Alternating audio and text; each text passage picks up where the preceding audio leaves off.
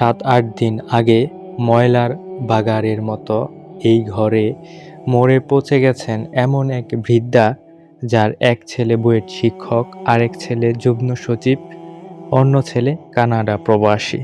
এদেশের অধিকাংশ বাবা-মা সন্তানকে কথিত সফলতার যে স্বপ্নচূড়ায় দেখতে চান, বৃদ্ধার 3 ছেলেই জাগতিক সাফল্যের সেই স্বর্ণচূড়ায় স্পর্শ করেছে। কিন্তু মাঝখানে একটা ঈদ গেল।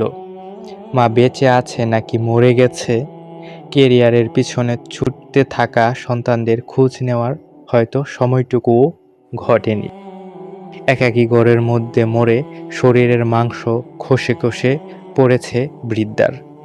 যে সফলতা বাবা মার ভালোবাসা বুলিয়ে দেয়, যে সফলতা মৃত্যুর সময়ও এক আজলা পানি নিয়ে মায়ের মাথার কাছে বসার ফসরত দেয় না, আমাদের প্রয়োজন নেই এমন সফলতার। দিন, মূল্যবোধ, নৈতিকতা এবং মানুষ হওয়ার শিক্ষাকে পাশ কাটিয়ে যতদিন আমরা শুধু বস্তুবাদ ও বৈশ্বিক সফলতার পেছনে ছুটব, ততদিন এই ধরনের অনাকাঙ্ক্ষিত ঘটনা আমাদের দেখে যেতে হবে। তাই আসুন, শিক্ষিত হওয়ার আগে মানুষ হই, সন্তানকে শিক্ষিত বানানোর আগে মানুষ বানাই।